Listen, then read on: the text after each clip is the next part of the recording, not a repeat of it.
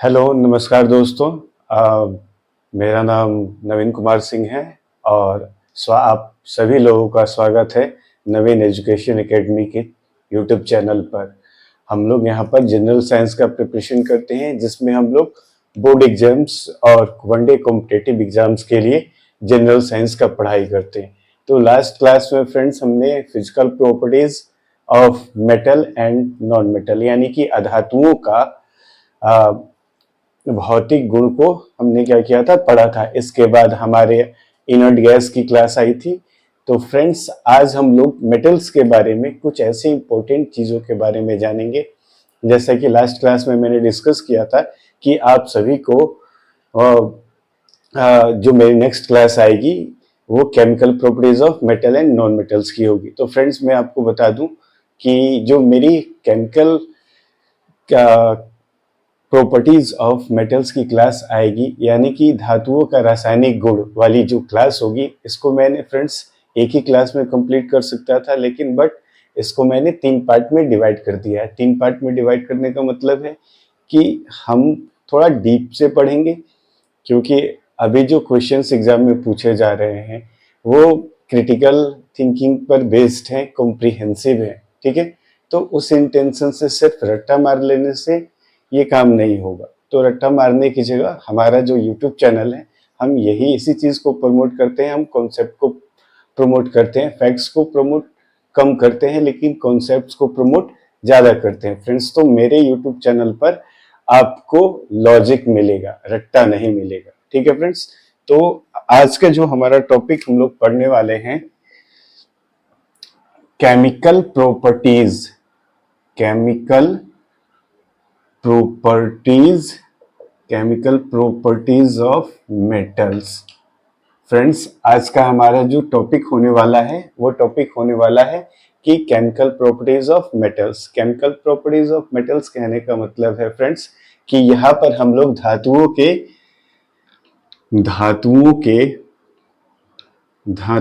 के रासायनिक गुण को पढ़ने वाले हैं। ठीक है फ्रेंड्स, तो आज हम लोग जो पढ़ने वाले हैं, आज की जो हमारी क्लास है बहुत इंपॉर्टेंट क्लास होने वाली है, क्योंकि चाहे आप एसएससी का एग्जाम दे या रेलवे का एग्जाम दे, ग्रुप डी, एनटीपीसी, जो करंट में एनटीपीसी का एग्जाम चल रहा है फ्रेंड्स, तो उसमें उसके लिए काफी इंपॉर्टेंट चैप्टर्स हो जाते हैं। कई तरह के क्वेश्चंस जो हैं इस पर पूछे जाते हैं।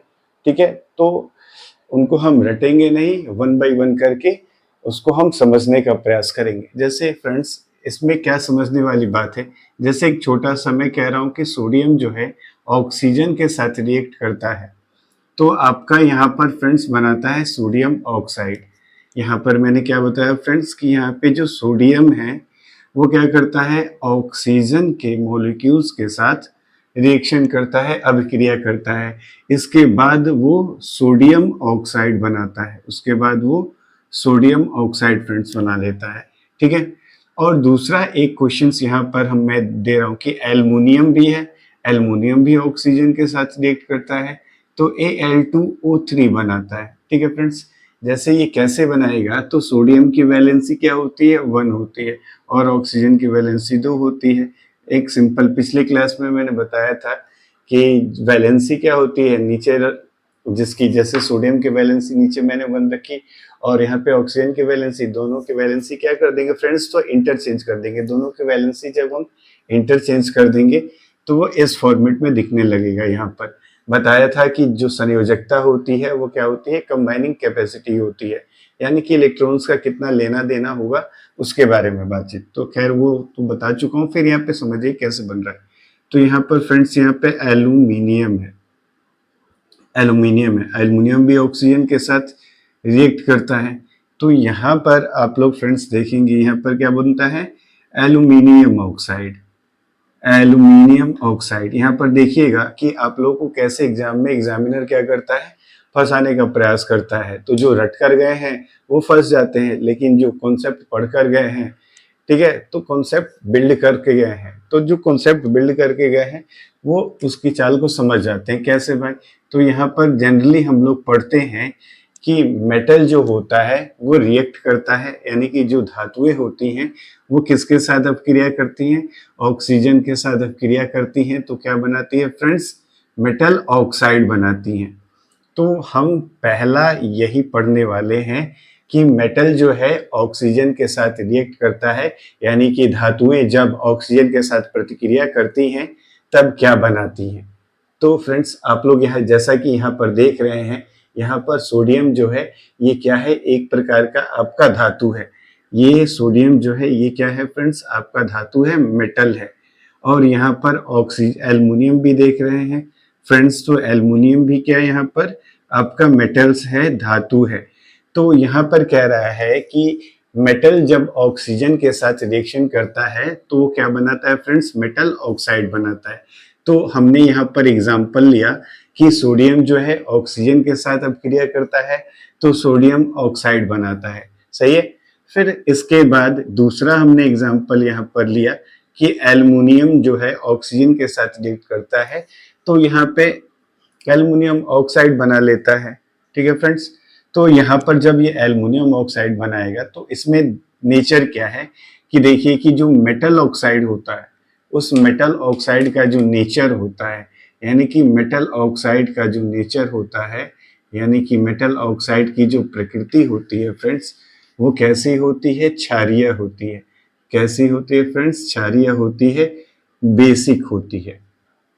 लेकिन यहाँ पर एक समझने वाली बात यहाँ पर आपकी फ्रेंड्स यहाँ पर आ जाती है कि एल्युमिनियम ऑक्साइड जो है ये आपका एम्फोटेरिक ऑक्साइड हो जाता है, एम्फोटेरिक ऑक्साइड हो जाता है। तो फ्रेंड्स दोनों ही कंडीशन में जब हमने यहाँ पर पढ़ा कि जैसे अब हम लोग पढ़ रहे थे केमिकल प्रॉपर्टीज ऑफ मेटल में कि धातुओं के जो रासायनिक गुण होते हैं, तो धातुओं का जो पहला रासायनिक गुण है वो क्या होता है फ्रेंड्स, तो वो ऑक्सीजन के साथ अपक्रिया करके क्या बनाते हैं, यानी कि धातु के साथ ऑक्सीजन जब अपक्रिया करता है तो धातु का ऑक्साइड बनता है, मेटल ऑक्साइड बनता है। और उस मेटल ऑक्साइड की जो प्रकृति होती है वो आपकी क्षारीय होती है, बेसिक होती है।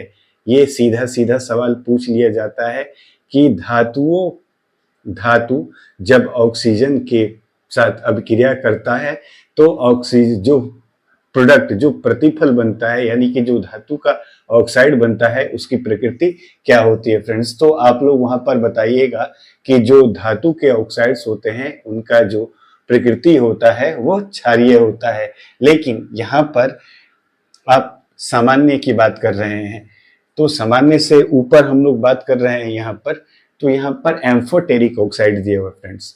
तो एम्फोटेरिक ऑक्साइड्स कहने का मतलब है ये तो नॉर्मल ऑक्साइड बनाया, सोडियम जो है उसने क्या किया, नॉर्मल ऑक्साइड बनाया।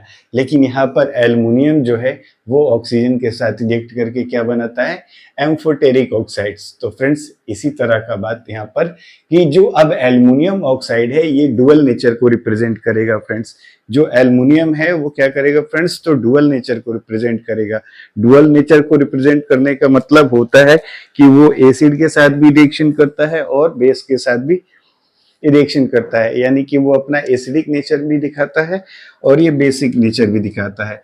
जैसे एल्युमिनियम हो गया, तो एल्युमिनियम फ्रेंड्स आपका बेसिक नेचर भी दिखाता है और एसिडिक नेचर भी दिखाता है, यानी कि अम्लीय और क्षारीय दोनों व्यवहार प्रदर्शित करता है, ठीक है। यानी कि एल्युमिनियम के साथ साथ एक जिंक भी होता है, यानी कि एल्युमिनियम का ऑक्साइड हो या जिंक का ऑक्साइड हो, तो फ्रेंड्स वो दोनों क्या करेंगे, इसी तरह से हम लोग आगे वीडियो में बात करेंगे। तो अभी इसको मैं दोबारा जब एम्फोटेरिक ऑक्साइड जो है आपको बताऊंगा तो इसी में, यानी कि तुरंत इसके बाद ही जस्ट मैं आपको बताने वाला हूं एम्फोटेरिक। लेकिन इससे पहले हम लोग थोड़ा सा साधारण स्तर पर देख लेते हैं, फिर इसको क्या करेंगे, स्टैंडर्ड बढ़ाएंगे लोअर से हायर की तरह, यानी कि बोर्ड एग्जाम से लेकर हम लोग गवर्नमेंट एग्जाम्स तक के कॉन्सेप्ट को यहाँ पर क्या करते हैं, डील करते हैं, ठीक है। यही तो खासियत है हमारे चैनल की, हम लोग लॉजिक की बात करते हैं। वन लाइनर रटने को नहीं बोलते कि वन लाइनर रट लीजिए, पीडीएफ ले लीजिए, पीपीटी ले लीजिए, ये सब चीजें नहीं। हम लोग कॉन्सेप्ट पढ़ाते हैं, कॉन्सेप्ट को पढ़िए, कॉन्सेप्ट को पढ़ने के बाद फ्रेंड्स आप क्वेश्चन पेपर को लगाइए, चाहे मैक्सिमम 80% क्वेश्चंस आपको बनते हुए नजर आएंगे। बस आप हमारे कॉन्सेप्ट को समझिए, अपना कॉन्सेप्ट बिल्ड कीजिए और ग्रो कीजिए। फिर यहाँ पर देख रहे हैं कि पहला तो हो गया, दूसरा आपने फ्रेंड्स पोटेशियम का नाम सुना होगा। तो पोटेशियम जो है ये ऑक्सीजन के साथ रिएक्ट करता है, तब फ्रेंड्स आपका ये बनाता है K2O। कैसे बनाता है फ्रेंड्स? तो आप सभी लोग जानते हैं कि पोटेशियम का जो वैलेंसी 1 होता है और ऑक्सीजन की वैलेंसी 2 होती है, तो पोटेशियम की वैलेंसी 1 हो जाती है और सेम वैलेंसी इंटरचेंज होने के बाद यहाँ पर K2O आपको बनता दिखाई देगा। यानी कि फ्रेंड्स इसको आप लोग पोटेशियम ऑक्साइड के नाम से जानते हैं। ठीक है, तो फ्रेंड्स यहाँ पर आप लोग इस बात को समझिए कि पोटेशियम जो है ये भी क्या है, एक धातु है। पोटेशियम भी क्या है, एक मेटल्स है।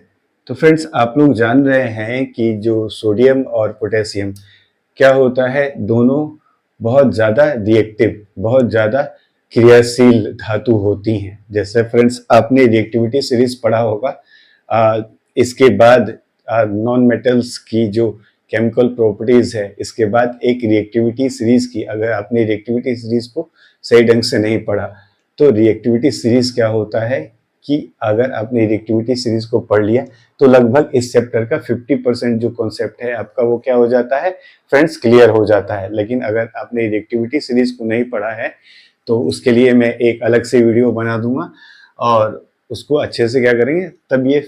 लेकिन जो भी यहाँ पर पढ़ाया जा रहा है आपको थोड़ा ध्यान से समझिए। यहाँ पर जो मेटल्स दिया हुआ है K+O2, यानी कि पोटेशियम ऑक्सीजन के साथ रिएक्शन करके पोटेशियम ऑक्साइड बनाता है। तो सोडियम ऑक्साइड यहाँ पे है, इसका भी फ्रेंड्स नेचर जो होगा वो कैसा होगा, बेसिक होगा। इसका भी नेचर कैसा होगा आपका, बेसिक होगा फ्रेंड्स। अब यहाँ पर फ्रेंड्स तीसरा एग्जाम्पल अगर आप देखना चाहें तो एक और एग्जाम्पल यहाँ पर हम लोग देख सकते हैं। किसका एग्जाम्पल देख सकते हैं फ्रेंड्स? तो मैग्नीशियम का देख लेते हैं। मैग्नीशियम जो है वो ऑक्सीजन के साथ। एक बात और याद रखिएगा फ्रेंड्स कि यहाँ पर जो मैग्नीशियम रिएक्ट करेगा वो MgO बनाएगा। यहाँ पर बता दे रहा हूँ, मैग्नीशियम की भी वैलेंसी 2 होती है, ऑक्सीजन की भी वैलेंसी 2 होती है। इंटरचेंज करने के बाद 1:1 के फॉर्म में यहाँ पे आता है, तो वो लिखा नहीं जाता है। मैग्नीशियम के लिए भी 1 और ऑक्सीजन ऐसा तो नहीं लिख सकते हैं यहाँ पर हम Mg1 और ये OB1, है ना। तो इसी तरह से यानी कि एक वो लिखा ही गया तो वो सामने लिख दिया। इसका भी जो नेचर होता है वो आपका बेसिक ही होगा। जैसा कि मैंने बताया कि कोई सा भी मेटल जो होगा वो ऑक्सीजन के साथ रिएक्ट करेगा तो मेटल ऑक्साइड बनाएगा, जिसका नेचर क्या होता है फ्रेंड्स, तो बेसिक होता है, क्षारीय होता है। लेकिन इसके ठीक पहले मैंने बताया कि एक एम्फोटेरिक ऑक्साइड्स भी होते हैं, जिसको आप लोग उभय धर्मी के नाम से जानते हैं। तो उभय धर्मी क्या होता है, तो उभय का मतलब 2 होता है ना। तो उभय का मतलब यहाँ पर 2 है, यानी कि वो जो डुअल नेचर को रिप्रेजेंट करता हो। मैंने अभी बताया कि एक एल्युमिनियम का ऑक्साइड हो गया फ्रेंड्स और दूसरा आपका फ्रेंड्स जिंक का ऑक्साइड हो गया। दोनों एम्फोटेरिक ऑक्साइड्स हैं, दोनों दोहरे व्यवहार को प्रदर्शित करते हैं, यानी कि एसिडिक नेचर को भी प्रतिक्रिया देते हैं और बेसिक नेचर वाले सब्सटेंस को भी प्रतिक्रिया देते हैं। तो अब इसके बाद तुरंत अब यहाँ पर कुछ कॉन्सेप्ट्स हैं तो थोड़ा सा हम लोग यहाँ पर समझने का प्रयास करेंगे।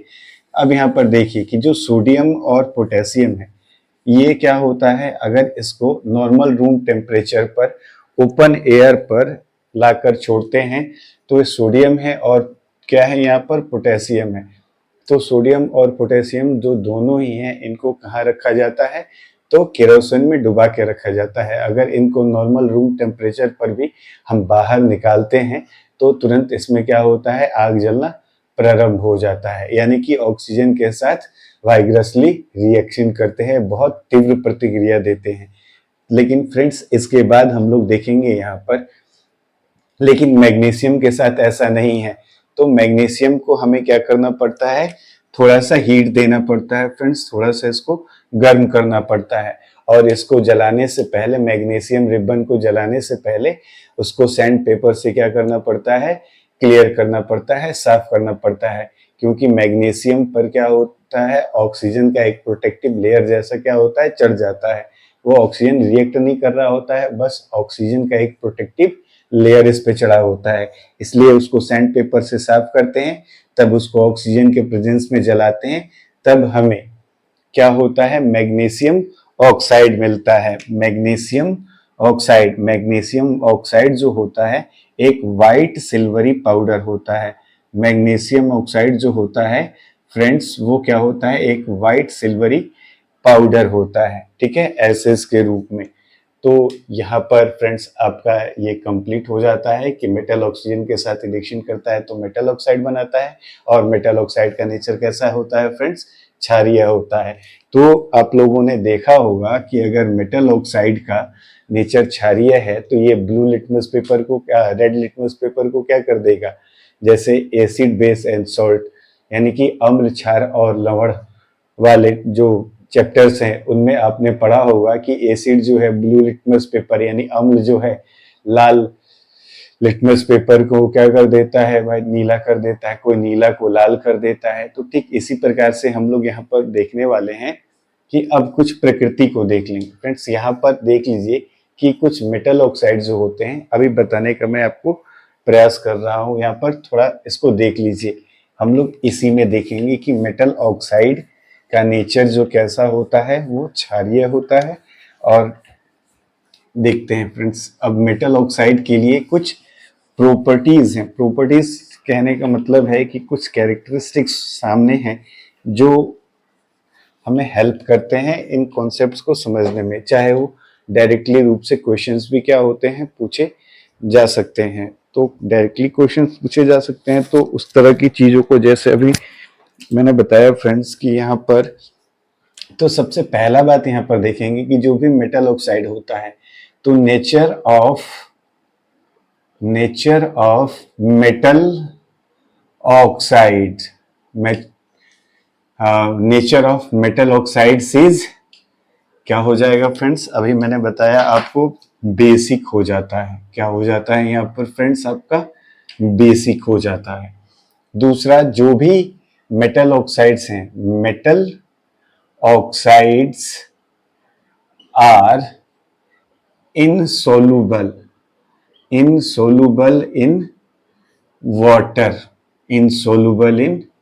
वाटर।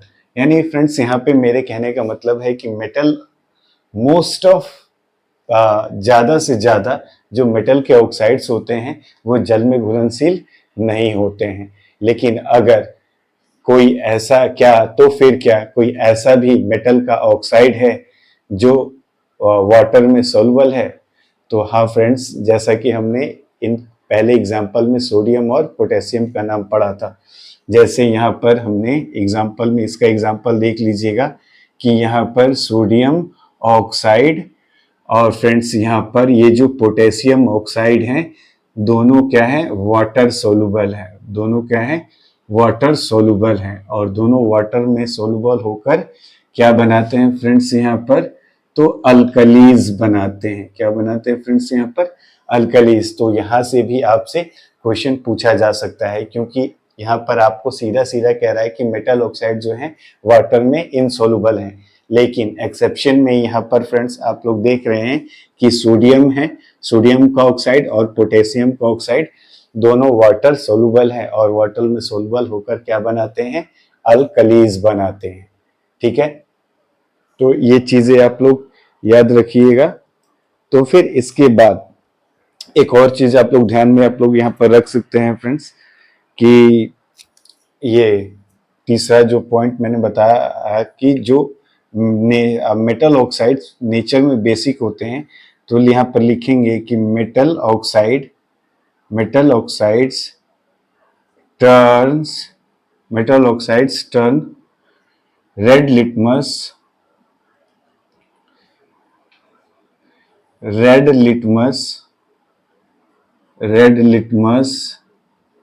Into blue colour. यानी कि यहाँ पर मैंने फ्रेंड्स लिखा कि जो नेचर होता है मेटल ऑक्साइड का, यानी कि धातुओं के ऑक्साइड की प्रकृति कैसी होती है, यहाँ पर बेसिक होती है, और मेटल के ऑक्साइड जो होते हैं वाटर में क्या होते हैं फ्रेंड्स, तो इनसोलुबल होते हैं। ठीक है, ये बात आपको समझ में आ गया कि पहला क्वेश्चन यहाँ से बन सकता है कि कैसा नेचर होता है मेटल ऑक्साइड्स का। फिर दूसरा क्वेश्चन की वाटर में क्या भाई जो मेटल ऑक्साइड है वो वाटर में सोलुबल है, तो नहीं, सोलुबल नहीं है। क्या कोई ऐसे भी मेटल के ऑक्साइड हैं जो वाटर में सोलुबल हैं, तो हाँ, सोडियम का ऑक्साइड और पोटेशियम का ऑक्साइड दोनों वाटर सोलुबल हैं। और वाटर सोलुबल हैं तो मिलकर क्या बनाते हैं फ्रेंड्स, तो अल्कलीज बनाते हैं। फिर यहाँ पर लिखा है कि मेटल ऑक्साइड जो है ये रेड लिटमस को किस कलर में बदल देता है फ्रेंड्स, तो ब्लू कलर में बदल देता है। रेड लिटमस को किस कलर में बदल देगा, ये ब्लू कलर में बदल देता है। तो फ्रेंड्स एक और चीज अब इसके बाद हम लोग देखेंगे कि जैसा कि हम लोग अभी देख रहे थे कि एक सोडियम होता है और एक पोटेशियम होता है। ठीक है, ये सोडियम और पोटेशियम जो है ये नॉर्मल जो है रूम टेम्परेचर पर ही ऑक्सीजन के साथ रिएक्शन कर लेते हैं, लेकिन जो मैग्नीशियम होता है उसको एक्स्ट्रा हीट देने की आवश्यकता पड़ती है। तब वो क्या होता है फ्रेंड्स, ऑक्सीजन के प्रेजेंस में जलना प्रारंभ करता है और मैग्नीशियम का ऑक्साइड बनाता है व्हाइट सिल्वरी पाउडर के रूप में। तो यहाँ पर मैंने आपको फ्रेंड्स अभी बताया नोट में यहाँ पर लिख लीजिएगा कि sodium and potassium, sodium and potassium, sodium और पोटेशियम को केरोसिन ऑयल में डुबा के रखा जाता है, डुबाकर रखा जाता है, डुबाकर रखा जाता है। तो फ्रेंड्स क्या कोई ऐसा भी इन दोनों के अलावा क्या कोई और भी मेटल है जिसको केरोसिन में हम लोग क्या करते हैं, डुबा के रखते हैं? अगर आप इसका जवाब जानते हैं तो आप कमेंट बॉक्स में इसका जवाब दे सकते हैं। अगर नहीं जानते हैं तो यहाँ पर मैं बता रहा हूँ फ्रेंड्स, वो इसको समझिए यहाँ पर।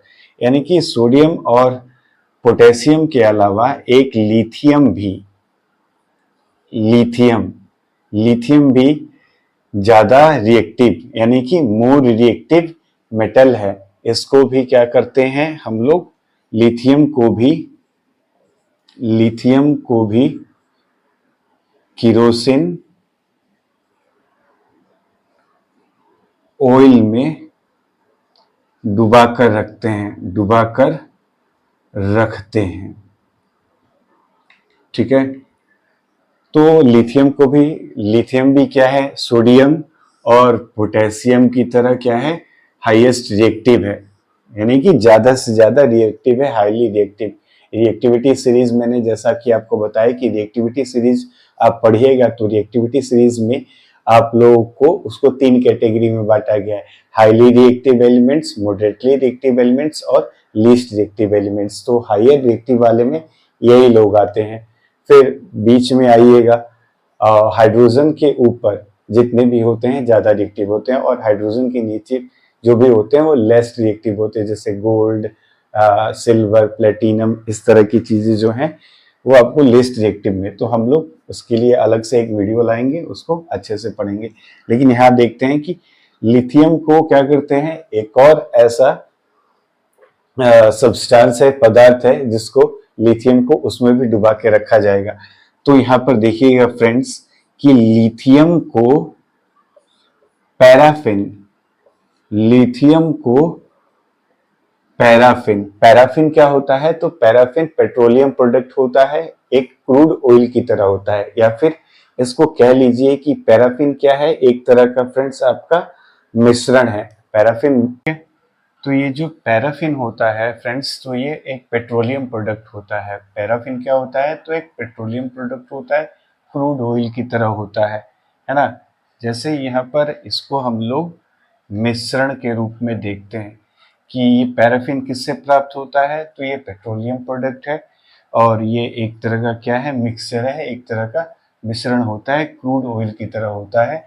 लिथियम को हम लोग इसमें भी रखते हैं। ठीक है, ये तो यहाँ पर देख लीजिएगा कि पैराफिन ये क्या है, यह एक पेट्रोलियम प्रोडक्ट है, यह एक पेट्रोलियम प्रोडक्ट है, पेट्रोलियम प्रोडक्ट है, यह एक पेट्रोलियम प्रोडक्ट है। याद रहेगा फ्रेंड्स कि जो पैराफिन मिश्रण होता है इसमें लिथियम को कैप्ट करके रखा जाता है, डुबा कर रखा जाता है, और इसको केरोसिन ऑयल में भी डुबा कर रखा जाता है। ये एक पेट्रोलियम प्रोडक्ट है, क्रूड ऑयल की तरह है। ठीक है, पैराफिन एक तरह का, इसको हम लोग क्या कह सकते हैं फ्रेंड्स, तो क्रूड ऑयल आप लोग कह सकते हैं इसको। आई होप जो भी बातें हम लोग पढ़ रही है आपको अच्छे से समझ में आ रहा होगा। और एक बात और याद रखिएगा कि पैराफिन वैक्स से, पैराफिन पैराफिन वैक्स से मोमबत्ती बनाई जाती है, मोमबत्ती बनाई जाती है, मोमबत्ती बनाई जाती है। पैराफिन वैक्स से क्या होता है फ्रेंड्स, तो मोमबत्ती भी बनाई जाती है। तो फ्रेंड्स अब हम लोग यहाँ पर देखने वाले हैं एम्फोटेरिक ऑक्साइड। तो अभी हम लोग जो ये पढ़ रहे हैं सब ऑक्साइड के रूप में ही, ये सारे क्वेश्चंस जो हैं फैक्ट की तरह पूछ लिए जाते हैं, इसलिए इसको मैंने अभी आपको बता दिया। वैसे जो भी हम लोग कॉन्सेप्ट्स पढ़ते हैं वो 100% ऑथेंटिक एनसीईआरटी बुक्स होती है हमारी। मैं जो आपको जनरल साइंस पढ़ाता हूँ ये टॉपिक वाइज करके जो भी चैप्टर्स मैं आपको डील कर रहा हूँ ये लाइन बाय लाइन आपको एनसीईआरटी का बुक में पढ़ाता हूँ फ्रेंड्स। तो आप लोग अब यहाँ पर समझने के लिए अब हम लोग किसके बारे में हम लोग देखने वाले फ्रेंड्स, तो एम्फोटेरिक ऑक्साइड के बारे में फ्रेंड्स। तो हम लोग यहाँ पर अब किसके बारे में पढ़ रहे हैं, तो एम्फोटेरिक ऑक्साइड, एम्फोटेरिक ऑक्साइड यानी कि उभयधर्मी, उभयधर्मी, उभयधर्मी ऑक्साइड, उभयधर्मी ऑक्साइड। तो फ्रेंड्स हम लोग पढ़ने वाले हैं उभयधर्मी का। जैसा कि मैंने आपको पहले वीडियो में बताया कि those metal oxide, those metal oxides behave, those metal oxides behave basic as well as acidic, यानी कि ये दोहरी प्रतिक्रिया को दिखाते हैं, यानी कि एसिडिक भी दिखाते हैं और बेसिक नेचर का। तो फ्रेंड्स हम लोग देख रहे हैं जैसे कि इसमें दो एग्जाम्पल्स आते हैं। कौन कौन से एग्जाम्पल्स के बारे में मैंने आपको कहा था, एक तो फ्रेंड्स आपका एल्यूमिनियम, एल्यूमिनियम का जो ऑक्साइड है, और एक फ्रेंड्स आपका जो जिंक का ऑक्साइड है। ये दोनों एम्फोटेरिक ऑक्साइड्स आते हैं। तो सबसे पहले हम लोग फ्रेंड्स एल्युमिनियम को देखते हैं, उसके बाद जिंक को देखते हैं। जैसे यहाँ पर देखिएगा फ्रेंड्स, एल्युमिनियम है, ऑक्सीजन के साथ अगर रिएक्ट करता है तो Al2O3 आपका बनाता है यहाँ पर। ठीक है, अब यही Al2O3 यानी कि एल्युमिनियम ऑक्साइड HCl के साथ, HCl क्या है फ्रेंड्स, यहाँ पर आपका अम्ल है यानी कि एसिड है, एसिडिक है, तो एसिड है तो एसिडिक नेचर का होगा। तो यहाँ पे बनाता है AlCl3 और साथ में यहाँ पर जल का निर्माण होता है। तो ये आपने फ्रेंड्स किसके लिए देखा है, यहाँ पर एल्युमिनियम के लिए। अब सेम, अब ये तो किस प्रकार का नेचर रिप्रेजेंट कर रहा है एल्युमिनियम, तो फ्रेंड्स यहाँ पर जो एल्युमिनियम रिप्रेजेंट कर रहा है वो अम्ल के साथ। अब यही एल्युमिनियम जो है वो बेस के साथ भी रिएक्शन करेगा, यानी कि जो एल्युमिनियम के ऑक्साइड हैं ये बेस के साथ भी रिएक्शन करते हैं। जैसे Al2O3 है और यहाँ पर SnAOH, सोडियम हाइड्रोक्साइड, इसको फ्रेंड्स कहा जाता है सोडियम हाइड्रोक्साइड, सोडियम हाइड्रोक्साइड। और ये जो सोडियम हाइड्रोक्साइड होता है फ्रेंड्स तो ये बेस होता है। ठीक है, और जब ये इसके साथ रिएक्शन करता है तो आपका फ्रेंड्स यहाँ पर NaAl2O, NaAl2O AlO2 और प्लस में वाटर यहाँ पर बनाता है फ्रेंड्स। तो ये सबसे पहले आपने यहाँ पर देखा कि एल्युमिनियम जो है ऑक्सीजन के साथ रिएक्ट करके क्या बनाता है, यहाँ पर एम्फोटेरिक ऑक्साइड बनाता है। एम्फोटेरिक ऑक्साइड बना लिया और उस एम्फोटेरिक ऑक्साइड को हमने यहाँ पर क्या किया, अम्ल के साथ रिएक्शन करके देखा तो एल्युमिनियम क्लोराइड बना और वाटर यहाँ पर बन रहा है।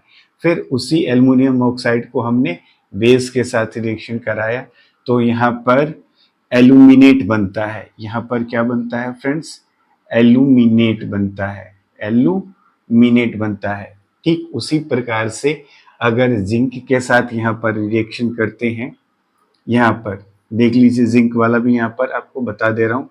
जिंक जो है ऑक्सीजन के साथ रिएक्ट करता है तो यहाँ पर फ्रेंड्स क्या बनाता है, जिंक ऑक्साइड बनाता है।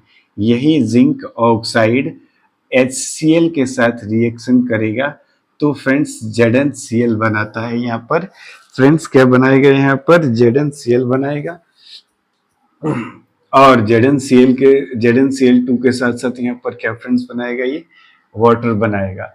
अब अगर इसका रिएक्शन हम वापस से जिंक ऑक्साइड का रिएक्शन अगर हम सोडियम हाइड्रोक्साइड के साथ कराते हैं फ्रेंड्स, तब जो हमारा यहाँ पर प्रोडक्ट बनने वाला है फ्रेंड्स, तो यहाँ पे प्रोडक्ट बनेगा यहाँ पर Na2ZnO2 और यहाँ पर वाटर फिर से बन जाएगा। तो फ्रेंड्स यहाँ पे जो बनेगा वहाँ पर फ्रेंड्स बनेगा यहाँ पे आपका ये जिंकेट बन रहा है। क्या बन रहा है, यहाँ पे जिंकेट बन रहा है और यहाँ पर फ्रेंड्स क्या बन रहा है, एल्यूमिनेट बन रहा है। यहाँ पर जिंक क्लोराइड बन रहा है। ये एग्जाम्पल दोनों आपका यहाँ पर कवर हो जाता है। यानी कि जिंक जो है ऑक्सीजन के साथ रिएक्ट किया तो फ्रेंड्स यहाँ पर क्या बना देता है, यहाँ पर जिंक ऑक्साइड बना दिया। और फिर यहाँ पर जिंक का जो ऑक्साइड है ये HCl के साथ यानी कि अम्ल के साथ प्रतिक्रिया करता है तो यहाँ पर ZnCl2 बनाता है और वाटर बनाता है।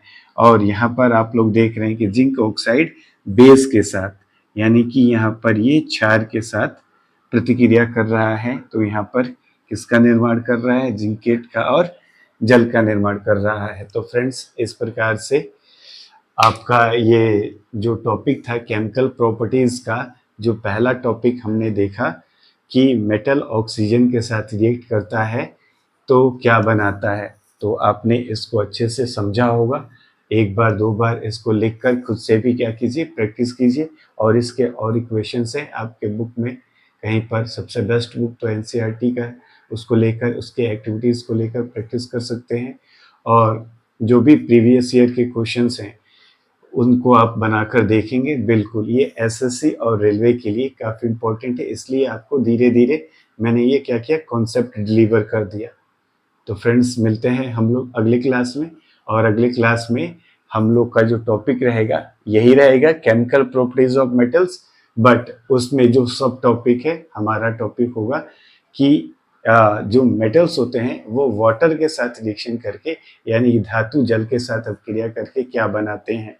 तो उसमें भी कुछ कंडीशंस देखने को मिलेगा कि ठंडे पानी के साथ या गर्म पानी के साथ या स्टीम के साथ, भाप के साथ, कौन ठंडे पानी के साथ रिएक्शन करता है, कौन गर्म पानी के साथ रिएक्शन करता है और कौन भाप के साथ रिएक्शन करता है। तो फ्रेंड्स अगली क्लास में हम लोग मिलेंगे तो इसी के बारे में चर्चा करेंगे और कॉन्सेप्ट्स को डीपली सही ढंग से पढ़ेंगे।